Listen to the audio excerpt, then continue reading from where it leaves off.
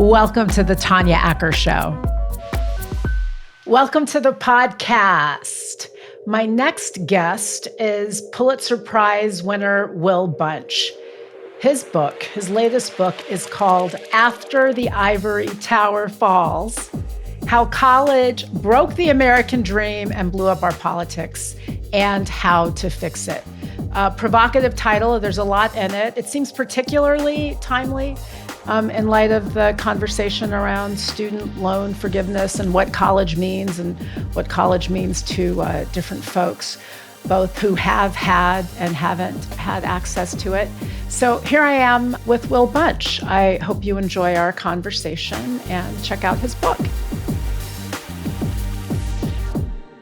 Welcome to the podcast. Will Bunch, author of After the Ivory Tower Falls: How College Broke the American Dream and Blew Up Our Politics. What a title. Welcome, Will. Thanks for being here. Thanks, Tanya. Thanks for having me. I'm glad to be here.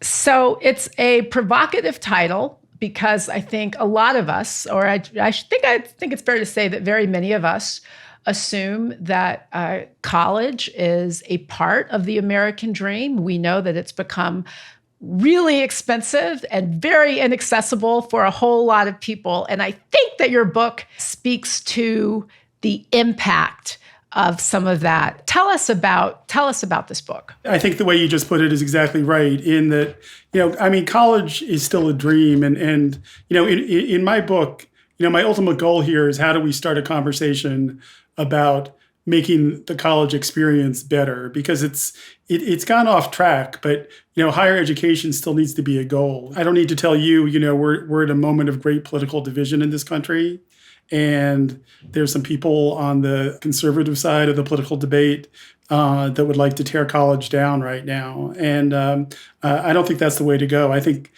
we need to figure out how we got to this point where college became so expensive and so unaffordable to so many people, and really not accessible to too many people. People who were shut out and aren't getting the experience of higher education. How do we get back to that? It's important for so many reasons. We need an educated workforce, but we need an educated citizenry to keep our democracy going forward. We need people who are critical thinkers who can evaluate science and climate change. I wanted to look at why college got to be such a struggle for so many people, and how do we get back on track? Well, it's interesting because it seems that your book kind of talks about the impact of two things, kind of the conflation of two things that resulted in this weird dynamic that we're in now. One is that it seems that the university sort of kind of became a central battleground in the culture war. So there became a lot of political antagonism toward universities and university climates. And then concurrently with that, college became so expensive that lots of working class blue collar folks were excluded from participating in the college dream. So how did those two things working together get us to a place where, I guess the thesis of your book is that, our politics are kind of broken as a result of all of this? Right. These things happened in tandem, and they happened over a long time. You can really see the interplay between the history of college and the history of the United States. It's a story that really starts in World War II, because that was when you saw a surge in people attending college. It started with the GI Bill, with this idea that we would give a benefit to our returning veterans, a college benefit. And I think a lot of educators and politicians were stunned by how many working class soldiers wanted to take advantage of this. Colleges were flooded with veterans, and most of them were great students. They blew their professors and administrators away with how good they did in the classroom. And it showed there was this hunger among the vast American middle class for education and for opportunities to do better than their parents did, for a chance to maybe work with their brains rather than work with their hands. And so you saw this kind of golden age of college after World War II, the 40s, 50s, 60s, 70s. I won't go into great detail. The book kind of gives the history of this. But I would say the general attitude at this time was that college was a public good, that we should make it as affordable and accessible to as many people as we can. And so, the key to that was just tuition was, remarkably low to our standards today. It's kind of unbelievable how little people typically would pay to go to a public state university. And I'm talking about good schools like the University of California or the University of Michigan or Penn State, maybe a couple $100 a year in tuition. University of California was actually free. And, you saw this amazing growth. College enrollment increased by about sixfold in one generation. And then you had the 1960s. You had an era of campus protest because, this new, young, idealistic population on campus used some of that critical thinking, I think, that they gained in their classes and turned a lens toward things like the Vietnam War and racial segregation in the South. And you had a lot of protests, and there was a conservative. It started a conservative backlash against college and higher education. The idea that maybe we shouldn't be subsidizing people to go to school to be critical thinkers, that maybe people should be paying more tuition and have some skin in the game. Ronald Reagan was kind of the avatar of that movement. When Ronald Reagan became president of the United States in 1980, it started a period where, Pell Grants, which were the main vehicle of giving people grants to go to college, increasingly paid less and less the cost of tuition. Tuition was starting to skyrocket at that time, and families were expected to make up the difference in loans. And it started slowly, and it's snowballed to where we got to yesterday with President Biden's announcement, where the mountain of college debt in this country has grown to $1.75 trillion, which is more than all of Americans owe on all of their credit cards. It's a remarkable number. So speaking of President Biden's action in forgiving some of that debt, question for you. Does it exacerbate some of the tensions that you write about in your book? Because the president's debt forgiveness program, while certainly being celebrated by many, is being criticized by some on the ground that you are forgiving the debt of people who were able to go to college, weren't working 5 jobs, they took out loans to go to college. Now you're forgiving some of those loans. And the argument is that the people who are going to be bearing the brunt of that forgiveness are the folks who never undertook those big debt burdens in the same place. So where does the president's recent loan forgiveness kind of factor in your thesis? Right. So when you had that conservative backlash and when you had tuition starting to rise in the 1980s and college becoming less accessible, increasingly more and more people from the middle class started getting shut out of college. They started to question whether college was worth it. And this grew kind of into a resentment of the people who were getting these college opportunities. There's been a lot of great research on rural resentment of this distrust of elites.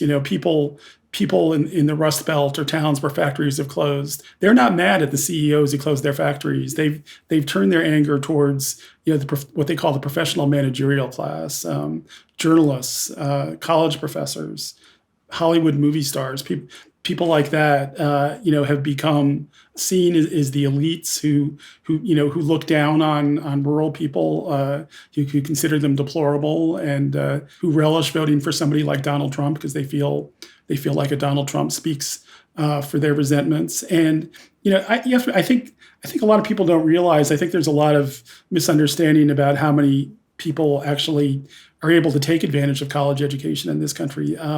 Right now, 63% of adults do not have a 4-year bachelor's degree. And probably a third of all adults have never set foot on a college campus as a student. It's understandable, especially given this history of resentment, that people now are going to look at this loan forgiveness for people who did have the opportunity to go to college and ask, why am I subsidizing this? Why should I pay for this? I mean, in the book, I address this by saying, if we're going to solve these problems, we can't just wipe out college debt and solve the problems of people who went to college. We need a plan that's going to help these millions of young people who aren't college bound. Either they don't have the interest or the aptitude or just don't think they have the wherewithal to do college. We need to have things like free trade schools, like better apprenticeship programs like they have in Europe to prepare people for a career and a life where they'll have a good job and where they'll be respected in those jobs. A lot of these folks feel they're not getting,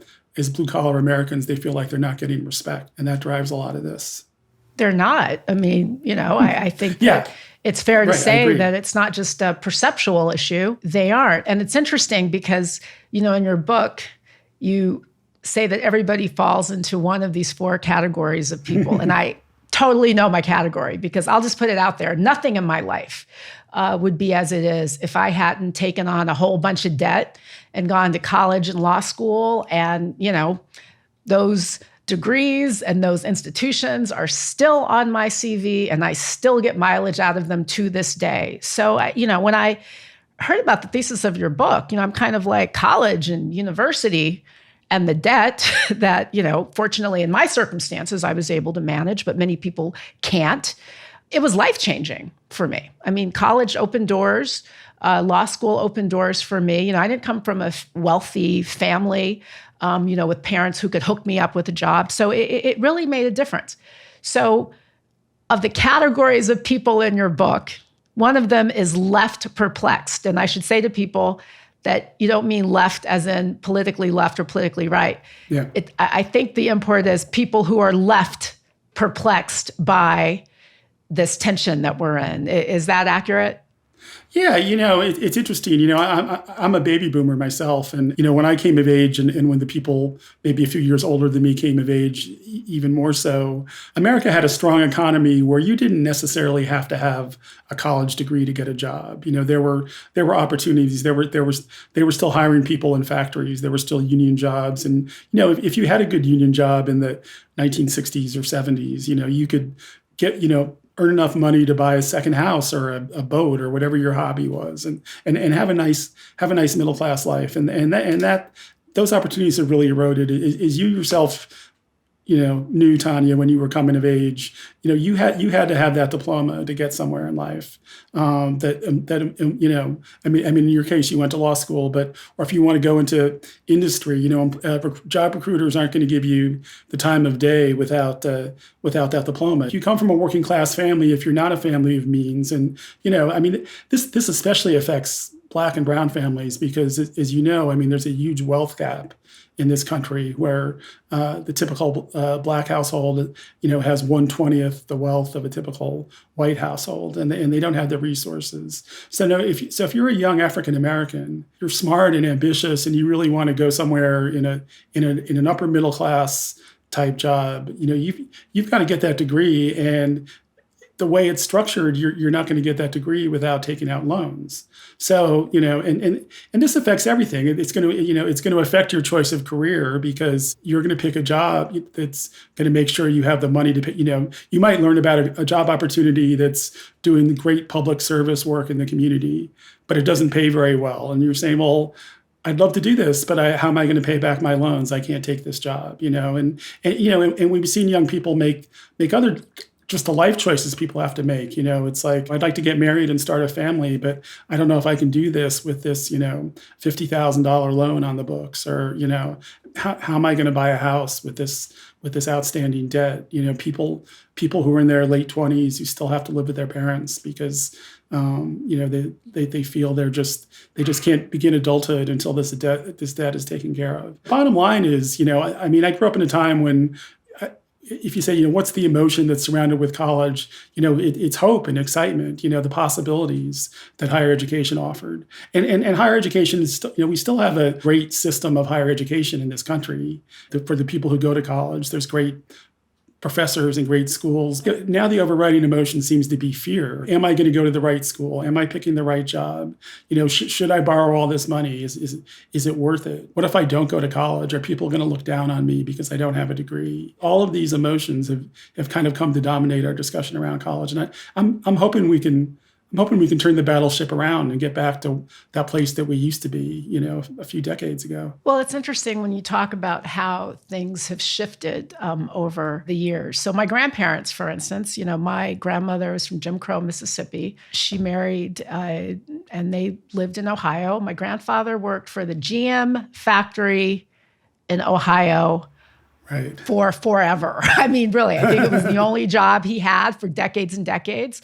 My grandparents owned their house outright. They went fishing. It was like a normal, they weren't wealthy, but they had a nice house. My grandmother, didn't work. It was just sort of the life. Then cut to when I came of age, as you point out, it's interesting. You talk about how sort of, choices are determined. I remember telling my parents I wanted to be an art history major because I really love art.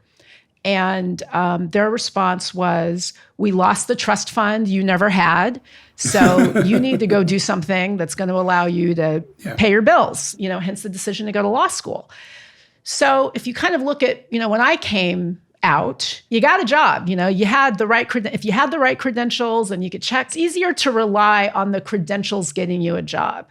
Now it seems that we're in an environment where not only are the usual credentials not necessarily getting people jobs, but people are taking debt to buy all of these useless credentials from these for-profit institutions that are meaningless and really don't help them become more employable. So whereas once the degrees were a way of helping you get to the next level, now, in a lot of respects, some of these degrees are absolutely meaningless and then just dragging people down because people are saddled with debt and they're never able to capitalize off of the purpose of getting it in the first place. So that's kind of a big problem now too, wouldn't you say? Well, for-profit colleges, absolutely. You're talking about one segment, obviously, of colleges, and it's not. Thankfully, it's not the dominant segment, but it's a big enough segment, and millions of people have been. For the most part, obviously there's a wide range. Some of them are okay, but many of these schools prove to be disreputable. That they, a lot of these schools, used boiler room type tactics to, do high pressure sales to recruit students, selling them on just what we've been talking about. That you've got to have this credential, this diploma, or you're not going to get anywhere in life. And we can get that to you. And and they recruit students. They encourage them to take the maximum amount of loans because the loans are guaranteed by the government that the school's going to get paid, but the individual is on the hook, right? So for the money to pay it back. And then they often provide minimal education, kind of disengaged adjunct low-paid professors and really little in career. They don't really follow up on their career placement promises. And, so millions of people got a raw deal from this. And again, it gets back to the fear. These for-profit schools are playing on the fear that you can't. One thing I think people need to focus on when they think about what's gotten wrong is this whole idea of, is America a meritocracy? It's this idea that was, the advocates of the idea say, well, America is a place of equal opportunity. Everybody has an opportunity to reach their own level. And it's up to you and your merit to take it as far as you can go. And a college diploma is the ultimate badge of merit if you earn that. And there's a lot of problems with that. One thing is the meritocracy is actually rigged. Elite families use things like legacy admissions in colleges or their ability to spend thousands of dollars on SAT prep to make sure that their kids get into the best schools that other working class folks don't have those advantages. But the other thing about a meritocracy is, again, I keep coming back to this number, but 63% who don't have a college degree. If you're saying a degree is the merit badge in our society, then you're telling 63 people that they're somehow deficient if they don't have, which they're not. That's not true. It's a lie. But this sense and this feeling that people who don't have college diplomas, that they are being looked down on. It drives our culture wars, and like I say in the book, it's really come to dominate our politics. You talk about these four categories of people: left perplexed, those who I think are left perplexed by this divide over college and the antagonism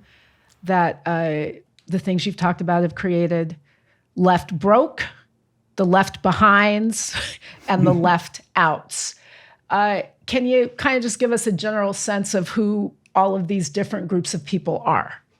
Well, I think generally it's pretty simple. I think people's worldviews in this day and age are affected a lot by two big factors. One, is their educational attainment, whether they had college opportunities or not. And the other thing is, people's age, generationally, when they grew up. So the left perplexed, you're a little bit younger, actually, Tanya, than my vision of the left perplexed. It tended to be people more in my age bracket. But the left broke are these young adults in their 20s and 30s that we were talking about who have this massive debt and who in many cases, not all cases, have embraced socialist political ideas instead of capitalism because they feel the system has failed them that badly. And when you look at people who don't have college degrees, the people I call the left out are those people, like I said, like your parents' generation, who came of age when working in an auto factory could give you a nice middle class life until 80s, 90s, 2000s, when that started getting taken away, when these factories started laying people off and outsourcing jobs and closing people down. And all of a sudden, their decision to not get a college degree, which made sense in 1970 or whenever, now it doesn't make sense, or now it's hurting them. The left out are just young people from these devastated areas who just don't think college is for them and turn 18 and they kind of drop off the grid, that maybe they're living in their parents and working in a warehouse or a fast food restaurant, and they're into video games or YouTube. There's high rates of opioid addiction. One of the things I guess you saw I talked about in the book is this growing problem that they call deaths of despair, which is people generally in the working class without college degrees who are dying at younger and younger ages from suicide because they just feel left out of society, or from opioid addiction or alcohol addiction. I think of the four groups, that's the one we don't talk about the most because, like I said, they disappear to some degree, or they're flying under the radar screen. But, like I said earlier, I think we can't solve our problems of young adulthood just by forgiving people's college loans. We need to have programs and things for them to become more integrated members of an integrated society.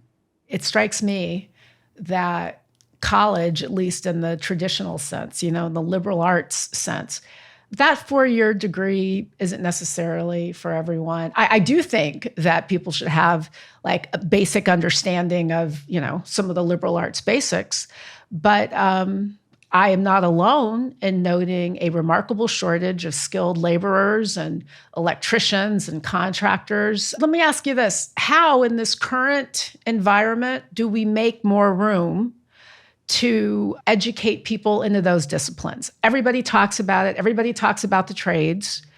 There has to be room, right, to filter some of those folks, maybe some of the left outs, the left behinds, the left brokes, the whoever's, into these areas where we really need people. We query whether or not we need more art historians. We definitely need more contractors.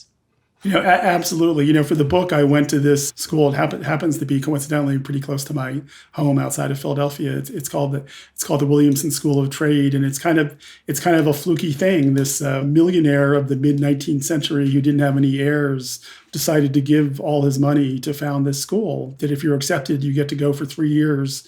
It's male only, but you go for 3 years and you learn a trade like carpentry or masonry or landscaping. Employers are tripping over themselves to hire these kids. They get a great education for what they're going to do, and there's a real need for these. And so I think there's a couple things. I think we absolutely have to expand these types of educational opportunities, whether it's trade schools, whether they're structured as apprenticeships or internships, because there is the demand for these jobs that's not being met, and there's people who would like to get those jobs, and a lot of them pay well. I think we're starting to see employers take a look at their hiring practices, and IBM, and I didn't get into this too much into the book. In fact, I actually did an article about this after I finished writing the book. But IBM, for example, did a company-wide thing where they went through all of their job categories,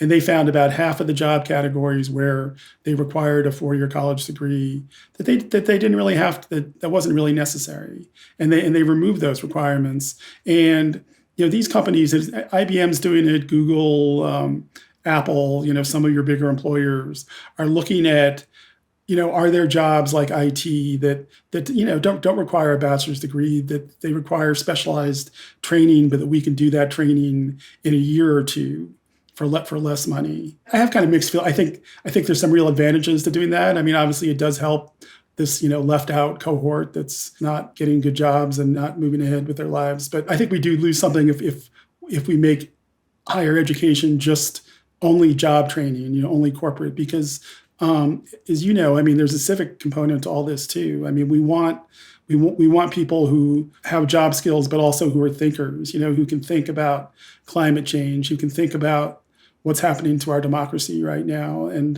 that Williamson Trade School does have courses beyond just job skills, that they do teach moral values and civics. I think the solution comes from a place like that. I mean, there needs to be a vast rethinking of what higher education is. I mean, I use the term higher education much more than I use the term college, because we need a more expansive definition of what people can do and what they can learn after they turn 18. How would you change it? How would you change or expand upon our current understandings of higher education? Well, one thing that I pitch in the book, and this is not a comprehensive solution, but I think it's an interesting part of the solution that would help us. I think it would have a lot of advantages, and I think it would help us refocus on, what we're doing here is we really should strive for a universal gap year for our 18-year-olds, where when people turn 18, right now, like I said, some people are dropping off the grid. Some people are just feeling enormous pressure to get into the right school and take out enough loans to get into that right school that they think they need to be attending. I would love to see the government fund, civilian service programs, like climate change conservation related programs, or working in disadvantaged communities where, for a year you'd be working on these projects and you'd be working with people from different backgrounds than yourself, because that's one of the big problems right now, right? Is we live in these silos. If you live in an elite suburb, you hang around and end up going to college with other people from elite suburbs. And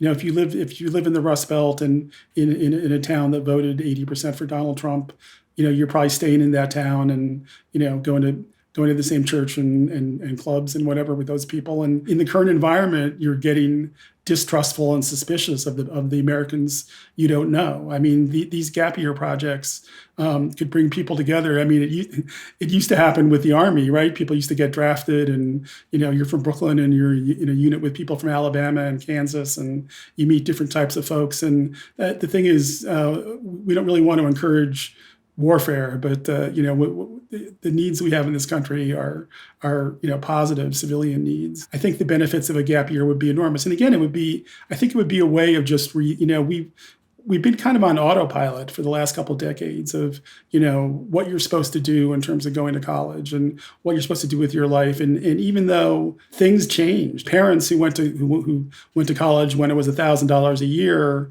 are steering their kids to do the same thing. And they're like, oh, well, now it's $70,000 a year. Well, I guess we'll have to figure out how to get the $70,000, and maybe we should be rethinking major aspects of the system and how to make opportunities available to everybody, and not just the elites who can figure out how to get into the best schools and how to pay for it. I really do think that there's something to be said for creating some kind of mechanism where you're getting people out of those silos just to see how other people in America live their lives. I mean, it's interesting when you talk about these resentments of people in places like on the Rust Belt, but when you look at their economic situation, they're living with a lot of the same tensions and economic fears and economic uncertainties that, lower income people in our cities are, frankly. But there are all of these other cultural issues that are being used to drive people apart. Will Bunch, after the Ivory Tower falls, really, really fascinating thesis. I hope that you will come back. And I hope that we as a larger community of Americans will kind of reconsider how we are treating people and how we are educating our young people. Thank you, Will Bunch, for being here. Oh, it was a great conversation. Thanks so much, Tanya, for having me. I really enjoyed it.